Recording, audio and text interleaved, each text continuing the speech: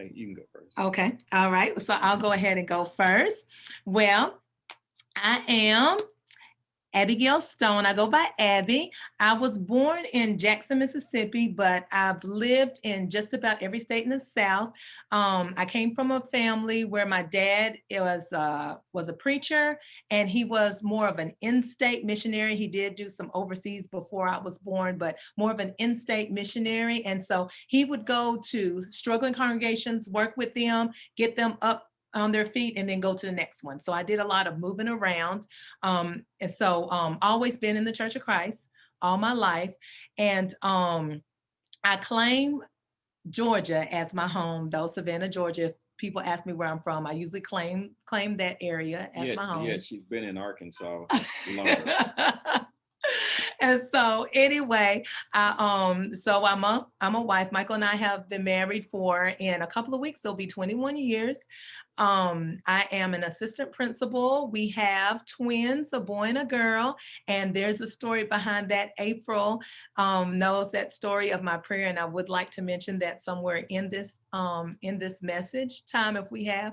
But they're 7 years old. We also have a niece that lived with us when she was a teenager, and so she calls us mom and dad, so we claim her as well. She's in college at Harding University. So I guess that's pretty much me in a nutshell. I really, really, I love people and kids, or I love working with kids. So I just, anything where I could just be out and about and doing things with people, I love. Okay. All right. I am Michael Stone. I was born and raised in Arkansas, and that's why I said she's been in Arkansas longer than Georgia. We've been married 20 years now, so I absolutely I call her an Arkansan. But I was born and raised here in Arkansas. I went an hour and a half from my home is Harding University. I went to Harding on a scholarship, and I studied elementary education with a master's of emphasis in administration. After that, I've been working in education ever since. I taught fourth grade and then moved from that into administration, and now at the central office area. And so I still focus, my focus is still children. Um, just like Abby, I love children. That's all I've ever wanted to do, even have a passion to continue that after retirement. So that's me in a nutshell. I am a member of the church. I became a member of the church in 1997. One of the things, I guess I'll talk about that later. How's the kingdom blessed me? I'll talk about that later. But my influence for the Church of Christ came from my wife here. Well, we were dating at the time, so we'll talk about that in a little bit. But I've been faithful ever since, and enjoyed every bit of it.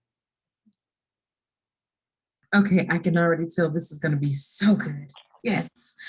How how did you meet? How did you meet? It's kind of funny. Oh, So we were at Harding University. It was his sophomore year of college. It was my freshman year, and it was right before school had started. And I went to tryouts for the flag line. Michael was already at Harding with a full scholarship. I had scholarships, but it was not a full one. And so I found out that flag line, I could get another partial scholarship, and I needed all I could get. So I went and I tried out for the flag line. So I was coming back, holding my flag, walking across campus, and I saw my roommate at the time was walking with him. Well, actually, she had stopped and she had her hand on his arm. Now, I was very outgoing and very crazy. And so when I saw her with her hand on his arm, I said, "Ooh, Melissa got a boyfriend already." And she came running back to me and she was like, "That's not my boyfriend. I was trying to remember his name. We're on the same scholarship." And so I asked her, I said, "Well," I said, "does your friend have a car?" I said, "Because we need a ride to Walmart." And she was like, "Well, I don't know. We have to ask him." So I said, "Excuse me." excuse me. And he turned around and I thought he was going to be mad because I'm just being just so loud and obnoxious. But he had this beautiful smile on his face. And I said, what's your name? And he said, Michael. I said, Meeker? And he was like, no, Michael. And I said, okay, well, do you have a car? And he was like, yes, I have a car. I said, well, can you give us a ride to Walmart? We need a ride to the store. Will you please? And he said, yes. So that kind of started it all. We went that day. It was my roommate. I'm gonna stop her right there because she's leaving out some very crucial details there. She had this flagpole, and you guys have to imagine she had this flagpole on her shoulder, and she. I know you've watched cartoon before. You know how you turn and you hit somebody and you turn the other way and hit somebody. That's why I was laughing. That was so. So I was really trying to hold it all in and not just totally embarrass her, but I was really laughing at that flagpole hitting folks. So okay, now you can continue. Okay, I forgot about that part. And so after that, my roommate, it was an additional friend, and we all went to Walmart together. And the additional friend that was with us, Michael and her had an interest in each other. And so, it was one of those things. We all went to the car, and he was such a gentleman. He was like, open the door for everybody. And I would think to myself, he really doesn't have to open the door for me. I'll open my own door. And so, Miss Independent at the time. And I was really thinking to myself, I said, he is such a nice thug, and not realizing that he was not a thug. But, I didn't know him at the time. But anyway, when we did the trip to Walmart, we ended up doing just a lot of laughing and just a lot of things, all of us together. And it just really, he said that just the way I was just a lot of fun and excitement that really attracted him to me. And that's how he first got interested. Okay. You had anything? No, that's pretty much true? it. Yeah, so that's how we met. And shortly after that, we started dating. We went out on our first date. It was to a park. And we just did a lot of talking. We did a lot of singing. He was in a singing group called Higher Degree on campus. It was made up of predominantly African-American students, the singing group. And he was going through all the songs. He sang like the whole album to me while we were out there. And so, it just kind of went from there. One thing that I thought of at the time was, he was not a member of the church, but before I could invite him to church, he invited himself. He asked me, he knew that I was going to church, and he asked me, could he go with me? And I was like, well, sure, of course you can. And so, so he came along, and that kind of started things up as well. And he, lost my train of thought. One other thing I was going to say, we figured out that we were total opposites. I'm very outgoing and loud, and he's very quiet and more shy. And so I thought that, being that we were total opposites, I didn't think about, how opposites attract and everything. So I was like, well, I don't know if there's going to be much that's going to come out of this because we're just so different. But then I figured out that we had a lot alike. And, later on, we figured out that our differences is what helped balance us out. So I could not deal with another me. God know when we need some gravity in our life. Right? Yeah. So what's the summary? Next question. Next question. Sorry, we have to take a detour. Why did you think he was a thug? That's a great question. Great detour. I want to hear that one. I mean, I guess that's just so horrible. I guess it was, in a way, I was just I guess I was prejudging him. And and I mean, he didn't give me any reason to think that way. I just thought that if he was one, he was a nice one. Now, that has to have some of that. You guys ever heard of a preacher's child? And how it's got to be something related to that. I'm not sure. it didn't come from any vibes from me. All right. Okay. So then how did this progress to where you said, okay, this is the person I need to spend the rest of my life with? How did you know they were the one? Well, I don't when I get fixated on things, and I really, when I go hard kind of deal. And so when I was first there in my freshman year, I had a very keen love for football. That's all I'd always done since sixth grade. I played football. And in my freshman year at Harding, I was going to play football, but I learned very quickly I had to work, because if I didn't work, I wasn't going to have very much on campus. Although I had a scholarship that paid for academia, I didn't have a scholarship to give me money.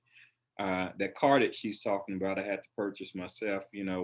I'm one of nine. I come from a big family, and so mom couldn't provide like other parents could. So I had to work, and I grew up working. So I couldn't work and I couldn't and play at the same time. Football was like a job within itself.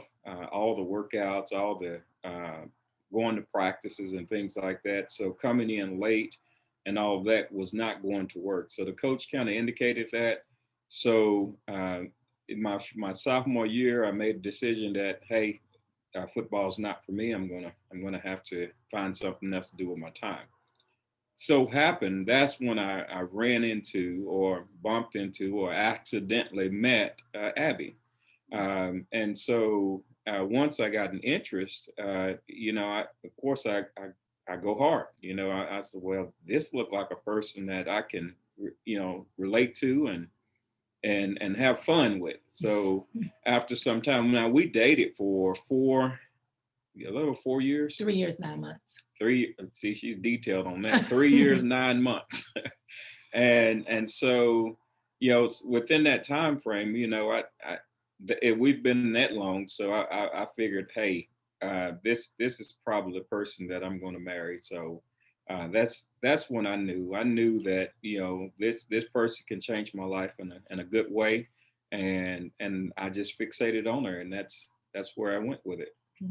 Now, the way I knew was when I was in 8th grade, I wrote a list, and my list out was to the Lord, and I prayed over that list, and that list was what I wanted in a husband from years from now. And when I met Michael, and as we started dating, and as time went on, I noticed that those things that I had on that list that I wrote, he was like all those things, and then extra stuff added on, except for one thing was, he wasn't tall. That was the only thing that wasn't on there. But besides that, everything else was on that list. And I remember one day I said, well, Lord, I didn't think that he would be the one because he's so quiet. I said, but, if he is the one, Lord, I just ask that you just lead us in this relationship.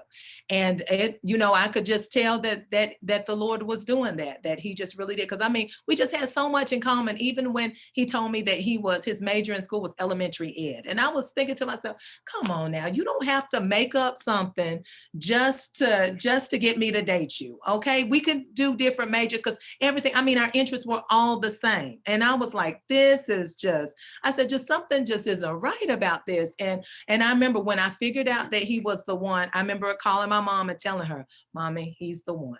He is the one. And it didn't take me a long time. This was like all within, our first year of dating. I knew that he was the one. I knew that we weren't going to get married like right away because I wanted to get through school, but I knew that, I would end up marrying him.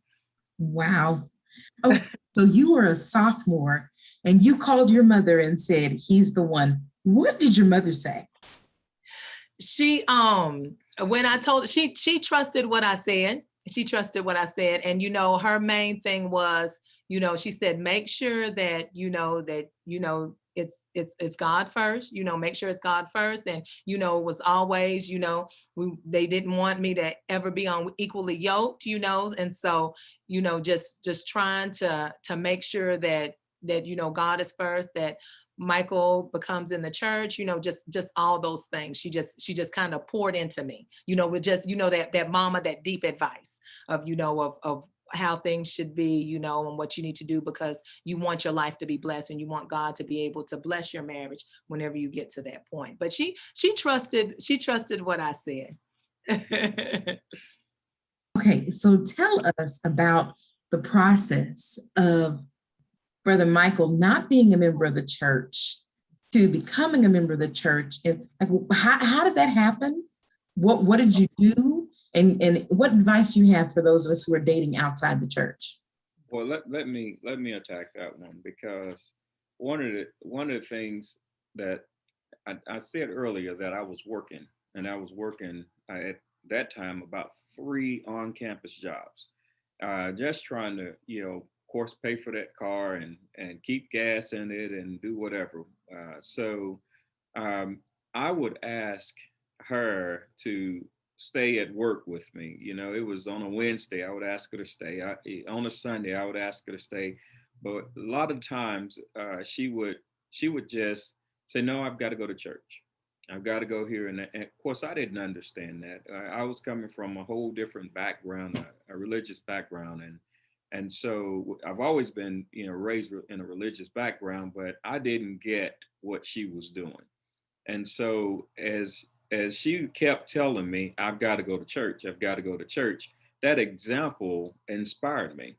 And so that's when I kind of invited myself to go with her, just to see what was going on. And so over time, I started seeing just seeing the different things that I didn't see growing up. And so that helped me determine that I wanted to be a part of that. So that's where my religious belief in the church came from. Just started out with her example. Where'd she go? I think Are you, yes. Hello? Are you there, Kim? Oh, sorry, guys. I'm so Okay. sorry. Sorry. That's Okay, okay. I'm sorry. Never mind. All right. Okay. Did you hear that? Were you? I got it. Okay. I'm gonna go back and listen to it though, because I had to run an emergency really fast. Okay, that's okay. That's all right. Great. So Angie, what advice do you have for those of us that are dating outside the church? I think the advice that I have for them is, from what he said, making sure that you're setting that example. First and foremost, set that example, because you can preach the best lesson through showing what is. You can talk with your mouth all day long, but if they don't see it, it's not really there. So you make sure that that life, you set that life, you show that life, you show Christ in each and everything you do. Not saying that you're going to be perfect, because nobody's perfect, but you just follow Christ, and let them see that. Let him see that as you're following Christ. And then in the midst of that, when you get them, of course, invite them to church. Like I said, he invited himself before I could even get to the point to invite him. He had the work schedule, like where he would want me to be with him. Like he would be in the student center, working in the student center. And a lot of times our friends would be in there, we would be in there eating.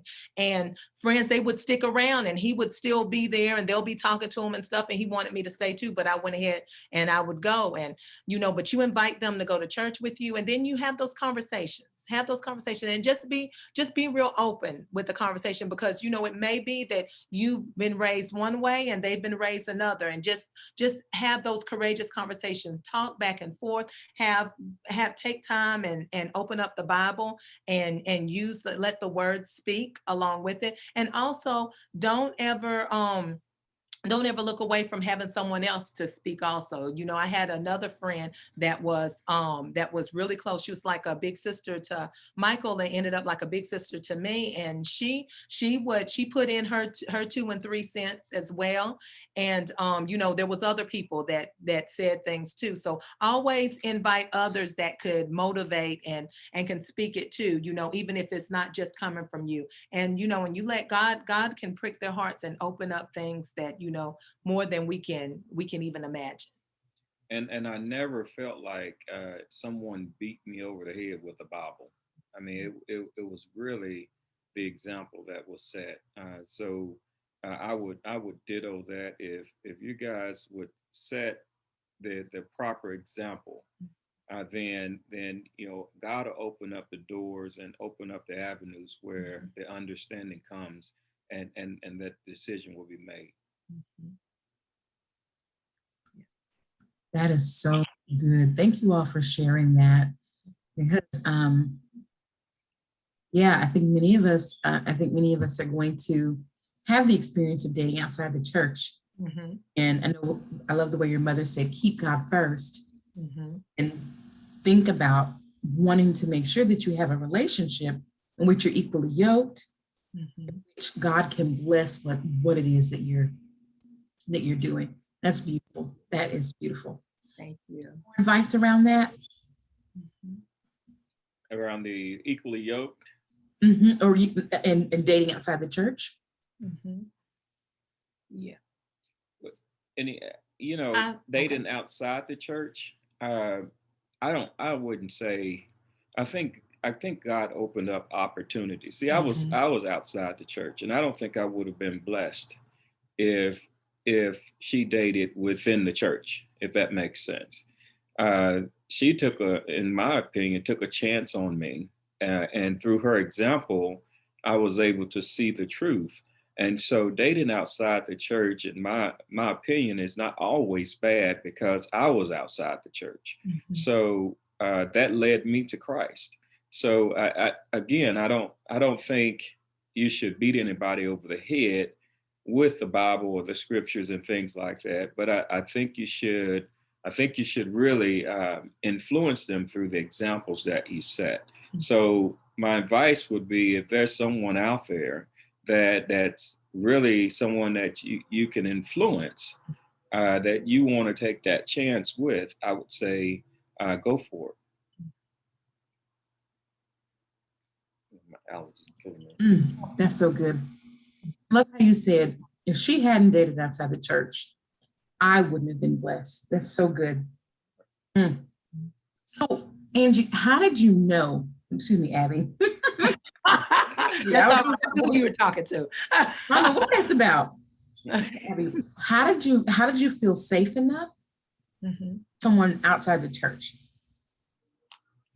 Well, I think it did help the fact that I was going to a Christian college, and so I think that did help everything. Also, on top of that, being that I didn't know him, I have to say that my roommate at the time, the one that was holding on to his arm when I met, every time we went out at first, before we really got to really know each other, she was always there. And so it was like the three of us that always went out. And so, I know people will say that's like a third wheel, but it was one of those things, being that I didn't know him. And as you all know, there are things that happen, sometimes when people date people. And so there's things that could happen. And so she was like an extra person that was there that kind of gave the safety, but in my mind, just even thinking beforehand, I never really felt to myself that I had to, I always knew that I was going to marry in the church. That was something that I said that I was going to do. But I didn't feel that I necessarily had to date in the church, because in my mind, I said that I was always going to work toward, converting that person. And, and if for some reason, that didn't work out, then I just know that, that probably wasn't meant to be. And so that was just kind of my mind frame. I just went into it with the mind frame of that, that I'm going to try and lead this person to Christ. I'm going to try and show Christ and, in my actions and what we do, and hopefully lead that person to Christ. And so that's why I felt safe in doing it. And then also, like I said in the beginning, months, that my roommate was always right there with us. So we weren't ever just by ourselves.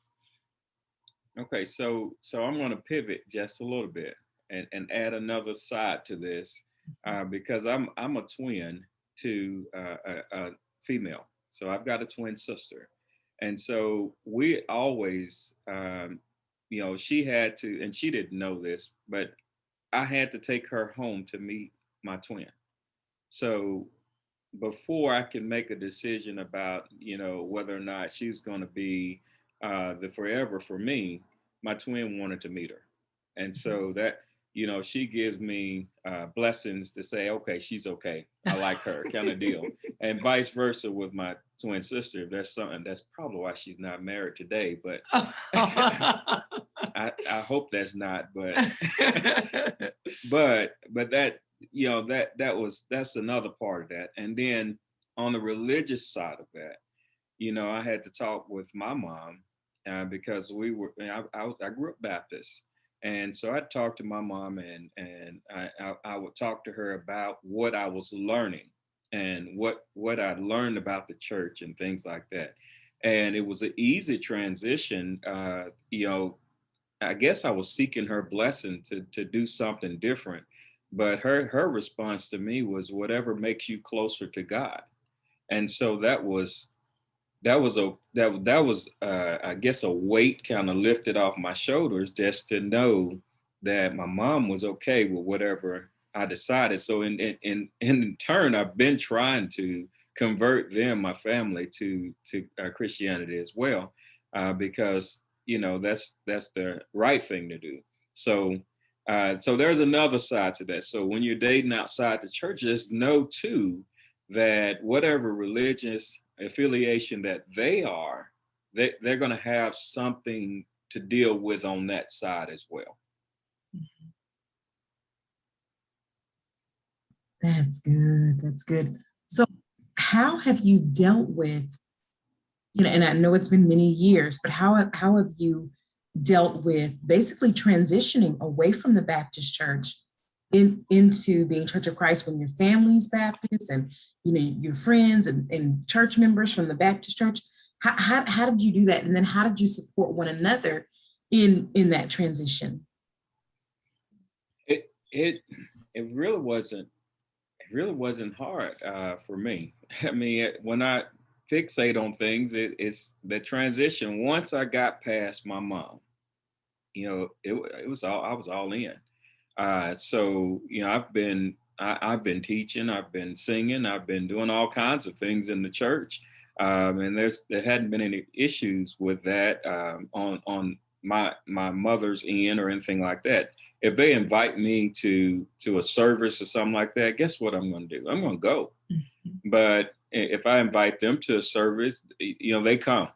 So I'm hoping that reciprocation will happen, and that one day they'll see and open up and see what I see. And so it hadn't been a hard transition at all. I always say the closest thing to the Church of Christ, as far as a denomination, I think, was Missionary Baptist, how I grew up, because it's some of the similar things, except for the instrumental music and things like that, and then there's some practices that we don't do in the church, that the Baptist church does. So, but I think that the transition itself was pretty easy.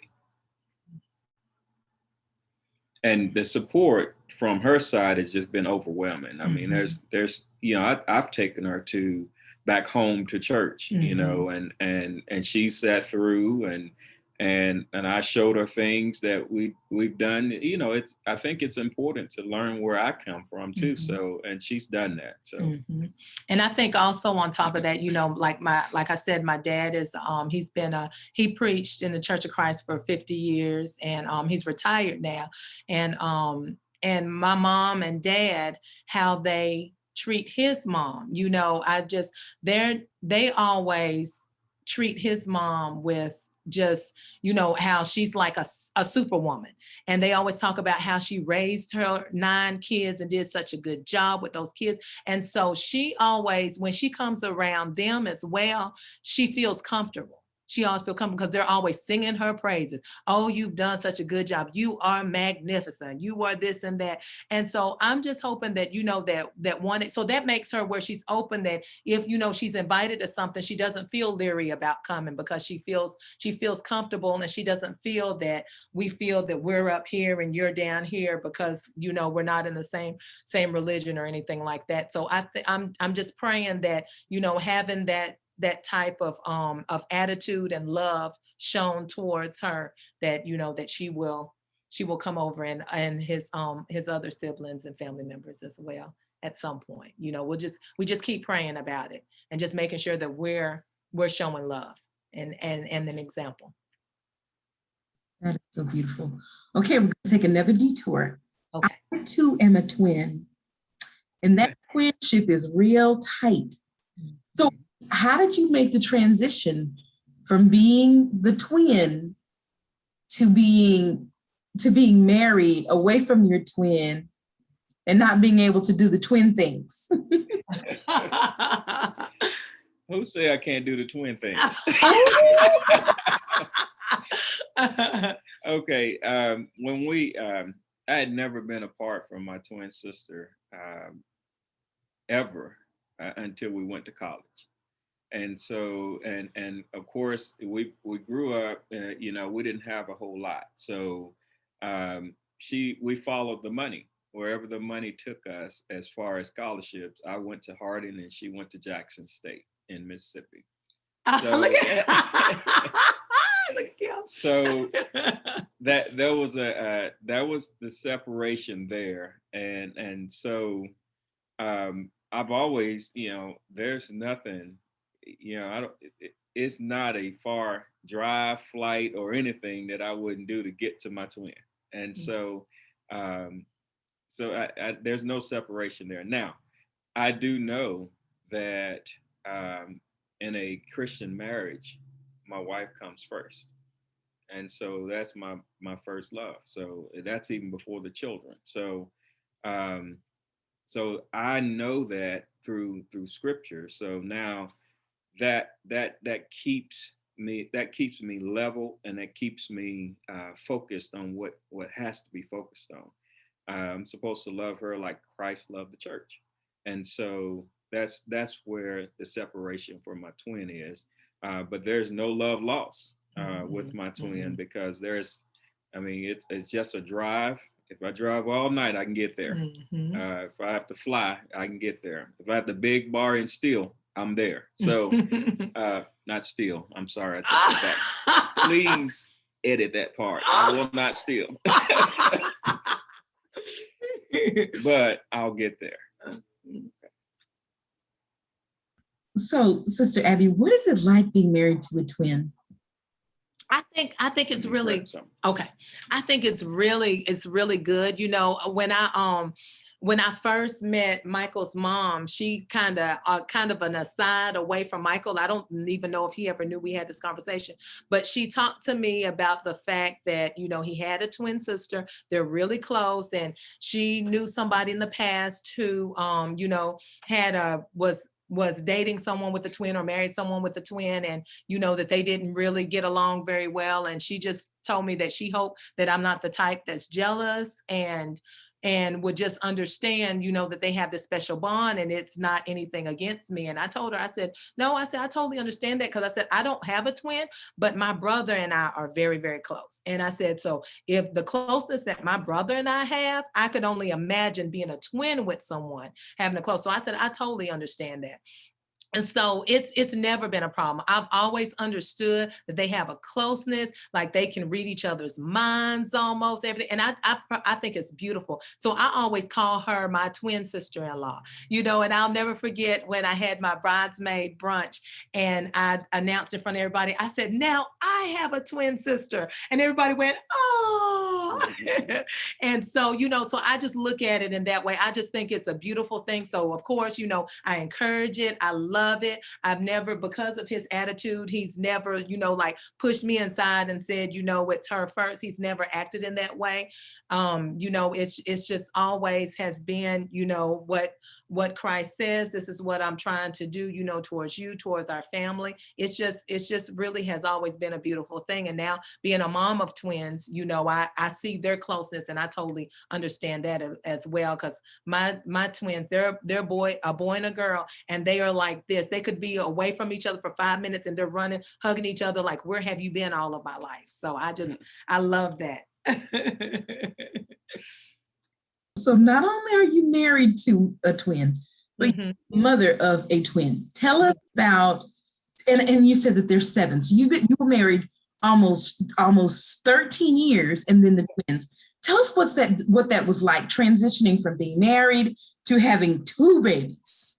Okay, so I definitely want to talk about that, because I tell you, it's definitely a God thing. And the reason why I say that, as much as I love kids and as much as my husband loved kids, you would have thought that we would have had like 6, 7, 8, 9, 12 kids.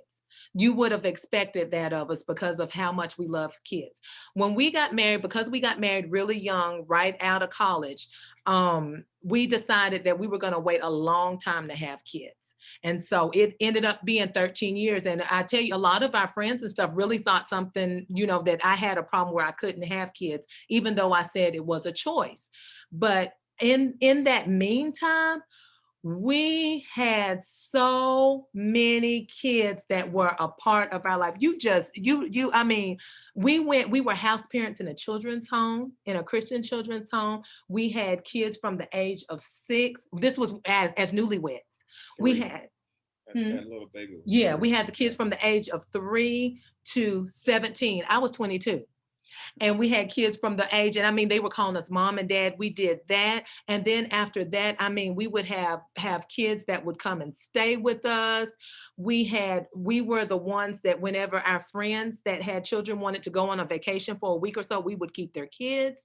We would go and just pick kids up and take them on vacations and stuff. My nieces, we would get them. We'll say, okay, let's plan a trip to Disney World. Let's go and steal some kids and go to Disney World. Not really steal the kids, but, take some kids with us. So we poured into so many kids. I have so many kids that I claim as my own. I'll tell people these are my bonus kids, or these are my play kids, or these are my play nieces and nephews, and they'll call us aunt and uncle and things. And I really think that we couldn't have poured into them the way we did if we had kids early. And I even told my friends, I used to tell them, I said, you all enjoy this, because when I have kids of my own, I said, I probably won't be able to do this like I do now. I can't just run and drop everything and go pick up your kids and do this and that. So I said, so enjoy this now while I can do that. And I loved it, loved it, loved it. We were blessed so much with just so many kids, because, kids are in the kingdom, kids are the future, and they need so many, besides just having their parents, they need other people to motivate them and show them Christ and to pour into them, because they deal with so much. And we thank God that we had that opportunity. Now, I wanted to lead into saying 2008, I was reading my Bible and I came across the scripture, heard it before, but never thought of it before, in James, where it says, you have not because you ask not. And I said, I said, you know what? I said, Lord, I'm about to ask you for something. And I said, and I'm just going to see. I said, Lord, this was my prayer. I said, Lord, when you feel the time is right, will you bless me with twins, a boy and a girl, the first time that I have kids? I said, will you please bless me with that when you feel the time is right? And after that, that was my prayer. After that, I always talked about having twins. Whenever I talked about when I have kids, I'll say, when I have twins, my boy and a girl, we're going to do this and I'm going to do that for 5 years. 5 years later, finally, when that day happened and I found out that I was pregnant, and we were ecstatic. We were so happy, because at that point we had been married 12 years. By the time we had them, we were married 13 years. But we were so excited. Everybody was excited. And I remember the weekend before I was going to find out whether or not it was one no. Let me take that back. So I went in for an ultrasound, for my very first ultrasound. And the doctor did the ultrasound and she said, oh, there's your baby. And I said, is there just one? I said, check and see if there's another one in there. And she was like, oh, well, let me look and see. And she was like, wait a minute. I see there's a second baby upside down and say, you're having twins. And I screamed and I hollered so loud all over that. Everybody heard me in the whole clinic. And they said they have never heard someone having twins that was so excited. I was so excited. I was screaming and hollering. So then after that, the weekend before or the day before I was going to find out the gender of them, I went to the store with that same best friend of mine that had her hand on Michael's arm. We went to the store together and I bought a boy outfit and a girl outfit. And I went and I hung it in my closet. And we went and we found out the gender and found out that we were having a boy and we were having a girl. And it was exactly what I had prayed for. So I say that to say that anytime since then, whenever I'm praying hard for something and I'm doubting, I have to think back, just like the scripture said, look back at what God has done. Those twins help me to remember that God will do immeasurably more than we ask and imagine. And he will, if we ask him, he'll give to us. So that changed me from not just doing the prayer, because it's beautiful to say, God, your will be done. That is a beautiful prayer, but he's also okay with you doing prayers of specifics and asking him. And if he says no, it's okay, because God has another plan. And so I learned to pray specifically. And I feel that that has blessed the kingdom, because other people who have heard my story, they'll come to me and say, okay, Abby, I know you're a person who prays specifically. So this is what I want you to pray for. Or, we're praying on this now. Kind of talk to me about, praying specifically to God. So, I've been able to bless others because of that. And I just think that that's just something that's just so beautiful, that just to remind us how it's not us, it's God, but God will give you these things to help you to grow stronger and to help you to bless others. Thank you. Oh, that's so good. Okay, Brother Stone. So do twins run in your family? How is this a normal thing? Like there's twins all everywhere? Yes, I think it's twins in her family also. Mhm. My sister, one of my older sister had twins. Of course, I'm a twin, and then I've got some cousin twins, and so yes, it runs in my family, but I think it runs in her family as well. So Mhm. I don't. I'm just I'm just glad she didn't pray for four. Yeah, they said twins usually skip a generation. So technically, according to that, it came from my side, which I really feel that the twins came from my side because my mom told me a long time ago that she felt that I would have twins.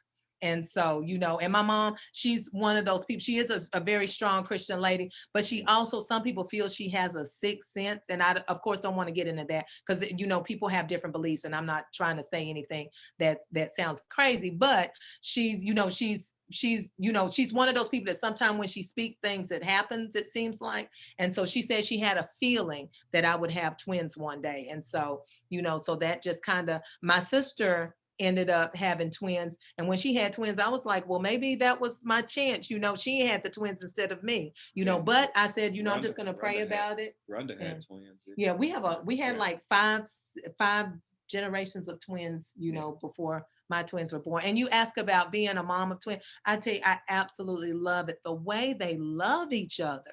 That's what, oh my God, it's so beautiful. They love each other so much. They get along. They do have their moments, but they just have a very deep love for each other. And I'm not saying this about my kids because they're my kids, but they really have a deep love for God too. They'll say, Mama, before we were in your stomach, we were God's babies.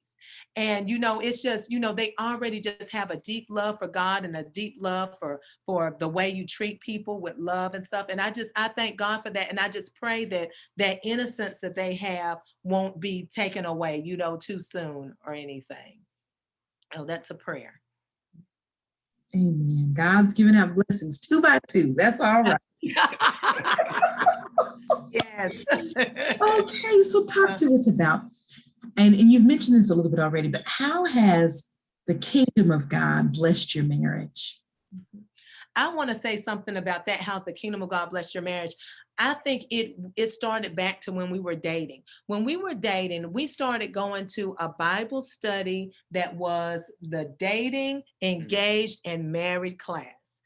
And I have to tell you, the people, it was Dwight Smith and his wife Barbie at the time that was teaching a class at Harding University, and they had a beautiful marriage. They had been married many, many years, and I mean their example, they just kind of had our mind going of, okay, how does it look for a Christian to date? And they started that with us in dating, and also getting our mind ready that if you get married, what does it look like being a couple that is engaged? What does it look like in a couple being married? And I think that that was just so very helpful because we had these beautiful biblical examples of specifics. And then on top of that, we had just other people that just had just great marriages that we were able to see, which was really good because Michael grew up in a single family home. It was just his mom, so he didn't really see that example. My mom and dad has been married, Lord's willing, it will be 50 years this year. But they've always set the example of being together and set the example of putting God's first. But as far as like romance and rose petals and all that stuff, I didn't see that with them. But then I got a chance to see people who had, they had that togetherness, that love for God, and they had all the pouring into each other and the romance and all that in, and how that looks in your Christian life. And that just really meant a lot to us. So we started that, just dating and getting engaged. And then after we got married, we were at the congregation we were going to at the time, they had a young, married, and excited class. And so we would go to that Bible study. And then like on Wednesday nights, like we had a small group Bible study of like married couples where we like talked about, like we would take different things in the Bible and we would be studying Bible lessons, which were normal Bible lessons that you studied all your life. But what does this mean for us in this season of life that we're in right now? What does this mean for us as a new married couple? Or what does this mean for us as a couple who been married for a couple of years, that where we have a lot of things going on with our work and in our careers and stuff, still trying to put God first? What does this look like for us? And I just think that those were just wonderful, wonderful blessings. So I think the encouragement of people that are in the church in God's kingdom that show those good examples passed down to us, so that we in turn do the same for other people. It's not about us saying, oh, well, how good do we look as a couple? That doesn't matter. Are we showing Christ? Are we showing Christ, and are we helping the next couple to come and be able to follow and give glory to God? And we're glad for that example that we've had in the kingdom so that we can do the same. And one of the things that we practice is every time we vacation, we find a church. Mm-hmm. We find a church to go to. We go on Sunday, we go on Wednesday, and things like that. So the kingdom has blessed us even so by doing things like that. Now we know individuals, or we get to know individuals in different places across the country, Mm-hmm. and sometimes that yields benefit because you can reach back if there's something going on, you can get some help. Just a quick example, the Jada, who we helped raise, that's in college at Harding, she has a sister. Now we've helped with her sister as well, Mm-hmm. but she was not always with us. She was in another city, and another state, and we had gone visit a church. We knew some people there, and she was in school in another state and all of that. So the time that she lived with us, now we've never really lived alone, so we've always had someone living with us. The time that she lived with us, one thing I do is I teach our children the phone numbers, and I never change that phone number.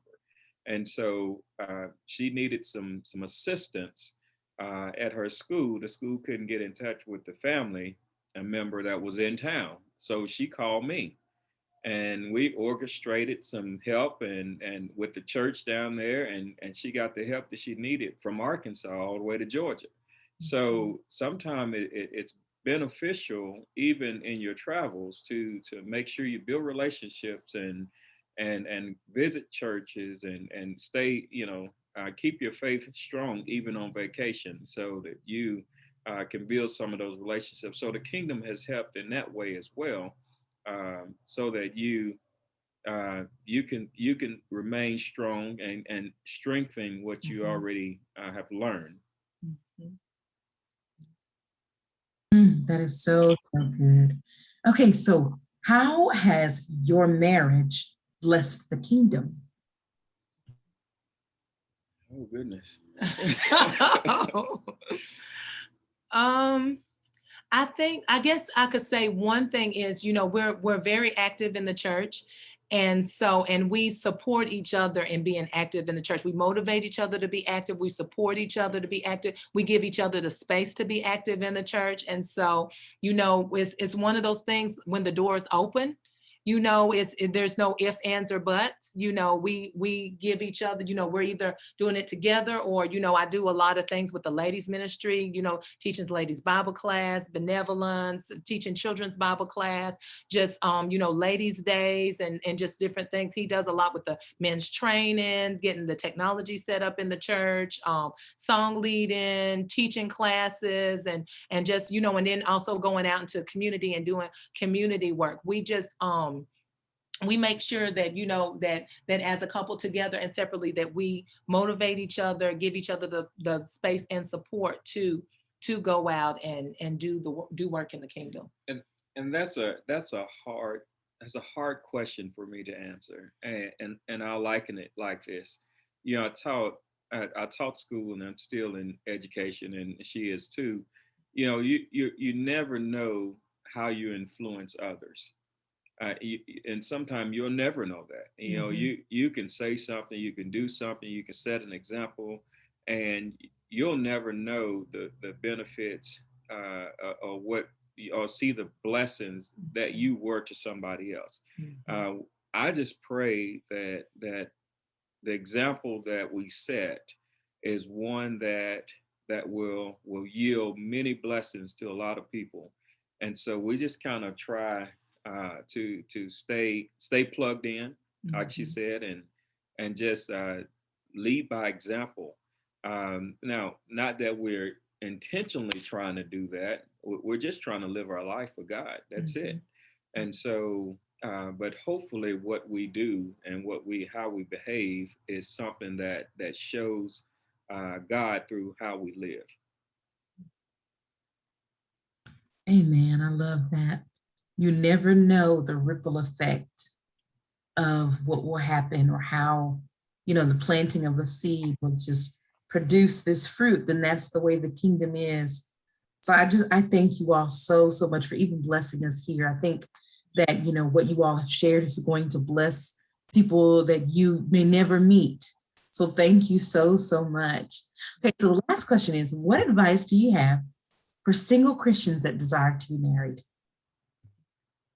You go first. The advice that I have for single Christians that desire to be married, this is the way I feel. And there's another young lady that goes to church with us. She did the same thing.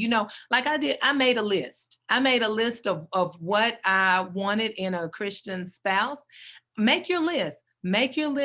Pray about it with the Lord, pray specifically, and allow, I'll say, first of all, start with prayer. Make your list, start with prayer, because you want God to lead you to that person. And then, in the meantime, work on yourself to be that strong Christian person that God wants you to be, because God can bless you so much in every season of your life, whether you're single, whether you're married, whether you've been married and you're single again, wherever you are in your life, he can bless you so, so much. He can take wherever you are and make you more of what you are. So you just working on yourself to build yourself up to be that strong Christian person, working on yourself. And then also just, keeping your eyes open for God's blessing. Sometimes it doesn't come out with a big, huge neon sign. Sometimes it's just a whispered prayer. It's just a feeling, so you just have to keep your eyes open and just look, but don't be discouraged, and I know that's easier said than done, because we are so human. We're so human, and God understands that. He sent Jesus on this earth so that Jesus can be our mediator, because he understands all the different feelings we have. So sometimes, you're not denied, you're just delayed. But just, just having that relationship to to pray to God and just know that he's going to give you your heart's desire in his time. You just have yourself ready for his purpose so that when he gives it to you, you're ready to go full force.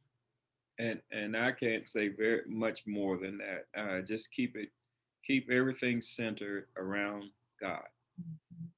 Just if it's not godly, I would say second guess that. He gives us a conscience, and we need to focus on Him, and that's where those whispers come in. If it feels wrong, it probably is. And so just make sure that whatever you do in your relationship, that it's centered around God.